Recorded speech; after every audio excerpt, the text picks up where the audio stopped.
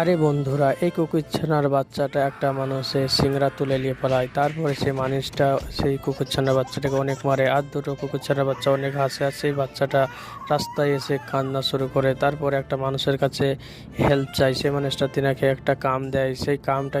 সেই কামটা হলো যে আলু বহা। সেই আলুগুলোকে বহিয়ে তারপরে তিনি কাটিং করতে শুরু করে, ভালো করে পিস পিস করে ভেজে নেয়। তারপরে সেই আলুর চিপসগুলোকে তিনি রোদে দিয়ে শুকিয়ে নেয়। তারপরে শুকার পরে একটা প্যাকেটে ভরে, তারপর সেই প্যাকেটগুলোকে তিনি বাজারে নিয়ে যায়। তারপর সেই প্যাকেটগুলোকে তিনি 5 টাকা পিস করে বেচতে শুরু করে। তারপরে অনেক মানুষ এসে তিনার কাছ থেকে সেই 5 টাকাওয়ালা চিপসের প্যাকেটগুলো কিনে নেয়। তারপর মানুষগুলো তিনাকে পয়সা দেয়। সেই কুকুরছানার বাচ্চাটা অনেক খুশি হয়। তারপর পয়সাগুলো নিয়ে যে একটা রেস্টুরেন্টের মালিককে দেয়। তারপরে ভালো খাবার খায়। আর যারা হাসছিল তারা অনেক স্যাড হয়ে যায়।